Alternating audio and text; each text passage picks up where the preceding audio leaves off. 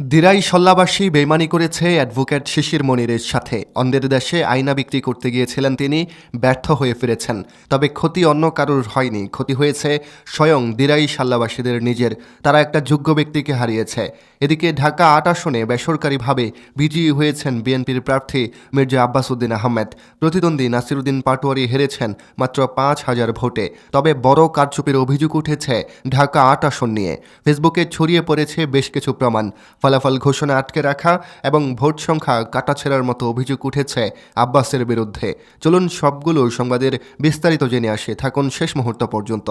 ঢাকা ৮ আসনে বেসরকারিভাবে বিজয়ী হয়েছেন বিএনপির প্রার্থী মির্জা আব্বাস উদ্দিন আহমেদ। তার নিকটতম প্রতিদ্বন্দ্বী নাসিরুদ্দিন পাটোয়ারিকে ৫,০০০-এর বেশি ভোটে হারিয়েছেন। ঢাকার বিভাগীয় কমিশনার শরফুদ্দিন আহমেদ চৌধুরী শুক্রবার ভোররাতে 4:45 এ ফল ঘোষণা করেন। শরফুদ্দিন আহমেদ চৌধুরী জানান, এই আসনের ১০৯টি কেন্দ্রের মধ্যে ১০৮টিতে সরাসরি ভোট গ্রহণ হয়। এতে বিএনপির মির্জা আব্বাস ৫৬,৫৫২ ভোট পান। এর সঙ্গে তিনি ২,৮১৪টি পোস্টাল ভোট পেয়েছেন। তাতে মোট ভোট পড়ে ৫৯,৩৬৬টি। অন্যদিকে ঢাকা ৮ আসনে এনসিপির মোহাম্মদ নাসিরুদ্দিন পাটোয়ারি ১০৮টি কেন্দ্রে পেয়েছেন ৫১,৫৭২ ভোট। এর সঙ্গে তিনি পোস্টাল ভোট পেয়েছেন ২,৫৫৫টি। তাতে তার পক্ষে মোট ভোট পড়ে ৫৪,১২৭টি। অর্থাৎ বিএনপির মির্জা আব্বাস ৫,২৩৯ ভোটের ব্যবধানে জয়ী হয়েছেন। এই আসনের অন্যান্য প্রার্থীর মধ্যে ইসলামী আন্দোলন বাংলাদেশের প্রার্থী কেফায়েতুল্লাহ হাতপাখায় মার্কায় মোট ১,৪৩৬ ভোট এবং গণ অধিকার পরিষদের প্রার্থী ট্রাক প্রতীকের মেঘনা আলম ৬০৮ ভোট পেয়েছেন।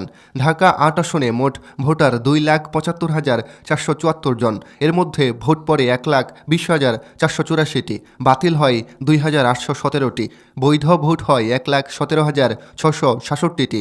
এই আসনে পোস্টাল ভোটার ছিলেন ৮,৯৯২ জন। এর মধ্যে ভোট পড়ে ৬,০১২টি, বাতিল হয় ৩২০টি। ঢাকার গুরুত্বপূর্ণ এই আসনে মোট ১১ জন প্রার্থী প্রতিদ্বন্দ্বিতা করলেও মূল লড়াই ধানের শীষ প্রতীকের বিএনপি নেতা মির্জা আব্বাস এবং শাপলাকলি প্রতীক নিয়ে জাতীয় নাগরিক পার্টি এনসিপির নেতা নাসিরুদ্দিন পাটোয়ারির মধ্যে। নির্বাচনের আগে থেকেই সামাজিক যোগাযোগ মাধ্যমে তাদের পাল্টাপাল্টি বক্তব্য এই আসনটিকে আলোচনার কেন্দ্রবিন্দুতে রেখেছে। ভোটের দিন সকালেই উত্তেজনার সূচনা হয়। এনসিপি প্রার্থী নাসিরুদ্দিন পাটোয়ারি কর্মী সমর্থকদের নিয়ে একটি কেন্দ্রে প্রবেশ করতে গেলে বিএনপি প্রার্থী মির্জা আব্বাসের সমর্থকদের বাধার মুখে পড়েন। এ সময় দুই পক্ষের মধ্যে হাতাহাতির ঘটনাও ঘটে। সন্ধ্যার পর ভোট গণনা শুরু হলে পরিস্থিতি আরও উত্তপ্ত হয়ে ওঠে। রাত 8:30টার দিকে নাসিরুদ্দিন পাটোয়ারি ভোট গণনায় কারচুপির অভিযোগ তুলে রিটার্নিং কর্মকর্তার কার্যালয়ে অভিযোগ দেন।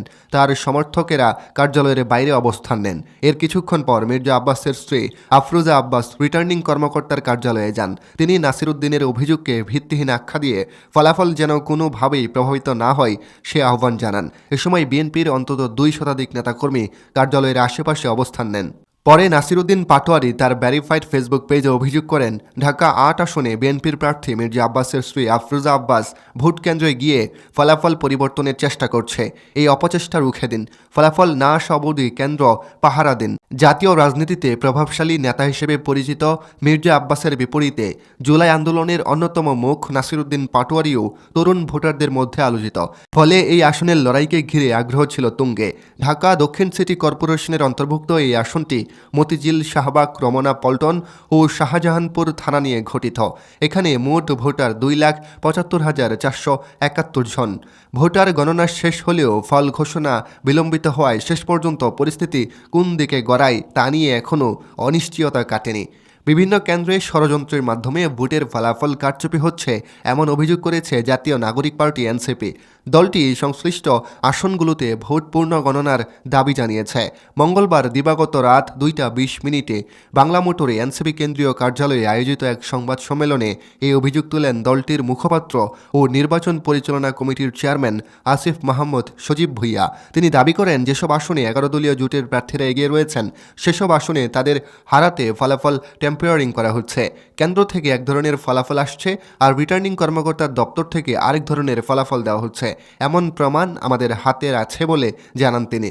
ঢাকার কয়েকটি আসনে পূর্ণাঙ্গ ফলাফল ঘোষণার আগেই বিএনপি প্রার্থীকে জয়ী হিসেবে ঘোষণা করার ঘটনাকে মানসিক চাপ সৃষ্টির চেষ্টা হিসেবে উল্লেখ করেন আসিফ মাহমুদ। তিনি আরও অভিযোগ করেন, বেসরকারি ফলাফলে এনসিপি প্রার্থী এগিয়ে থাকা সত্ত্বেও কিছু স্থানে মব সৃষ্টি করা হয়েছে।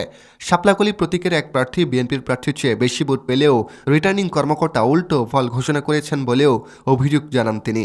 ঢাকা ৮ আসনের প্রসঙ্গ টেনে এনসিপির এই নেতা বলেন, বাতিল ভোট হিসেবে গণ্য হওয়ার কথা থাকলেও কিছু ব্যালট দানের শীষের প্রতীকের পক্ষে গণনা করা হয়েছে। ব্যালট পেপারে সঠিক জায়গায় সিল না থাকা সত্ত্বেও সেগুলো ধানের শীষের পক্ষে গণনা করে মির্জা আব্বাসকে জয়ী করার চেষ্টা চলছে দাবি করেন তিনি। এ বিষয়ে কর্তৃপক্ষের সঙ্গে যোগাযোগ করলে তারা পরস্পরের উপর দায় চাপাচ্ছেন বলেও অভিযোগ জানান আসিফ মাহমুদ। এছাড়া বিভিন্ন কেন্দ্রে ফলাফল ঘোষণায় বিলম্ব হওয়া নিয়েও প্রশ্ন তোলেন তিনি। উত্থাপিত অভিযোগগুলো আমলে নিয়ে প্রতিটি বিষয়ে খতিয়ে দেখার আহ্বান জানান এনসিপির মুখপাত্র। সংশ্লিষ্ট আসনগুলোতে ভোট পুনর্গণনা করে ফলাফল ঘোষণা এবং সুনির্দিষ্ট তথ্য প্রকাশের আগে কোনো চূড়ান্ত ফল না করার দাবি জানান তিনি। এদিকে ঢাকা ১৩ আসনে বাংলাদেশ খেলাফত মজলিসের আমির মামুনুল হককে হারিয়ে বিজয়ী হয়েছেন বিএনপির প্রার্থী ববি হাজ্জাজ। তিনি পেয়েছেন ৮৮,৩৮৭টি ভোট। তার নিকটতম প্রতিদ্বন্দ্বী জামায়াত ইসলামী নেতৃত্বাধীন ১১ দলীয় নির্বাচনী জোটে রিকশা প্রতীক নিয়ে বাংলাদেশ খেলাফতে মজলিস প্রার্থী মামুনুল হক পেয়েছেন ৮৬,০৬৭টি ভোট। তাদের ভোটের ব্যবধান ২,৩২০।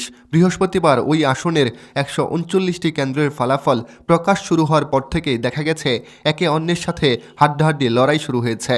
ভোটের আগেও এক জরিপে ববি হাজ্জাজ ও মামুনুল হকের মধ্যে তুমুল লড়াইয়ের আভাস পাওয়া গিয়েছিল। এই আসন থেকে ববি হাজ্জাজ ও মামুনুল হক ছাড়াও আরও ৭ জন প্রার্থী ভোটের লড়াইয়ে অংশ নিয়েছেন। এই ৭ প্রার্থী সব মিলিয়ে ভোট পেয়েছেন ৩,৮১৩টি। ঢাকা ১৩ আসনটি ঢাকা উত্তর সিটি কর্পোরেশনের ৭টি ওয়ার্ড নিয়ে গঠিত, যার মধ্যে গুরুত্বপূর্ণ মোহাম্মদপুর এলাকা।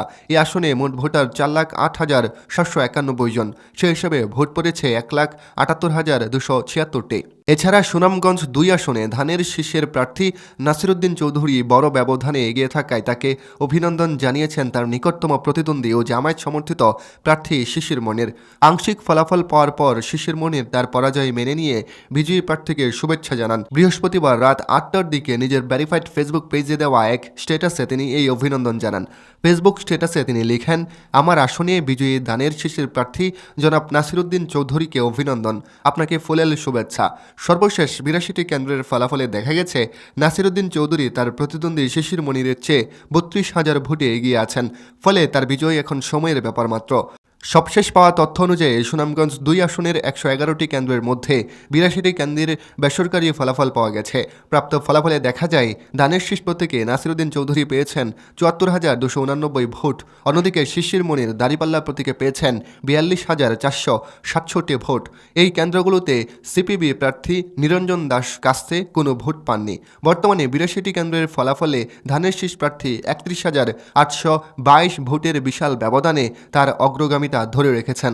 আসনটিতে এখন মাত্র ২৯টি কেন্দ্রের ফলাফল আসা এখনও বাকি। প্রিয় দর্শক, এই ছিল আমাদের হাতে থাকা সবশেষ আপডেট। দেখা হচ্ছে পরবর্তী ভিডিওতে। ততক্ষণ সবাই ভালো থাকুন, সুস্থ থাকুন। ধন্যবাদ সবাইকে।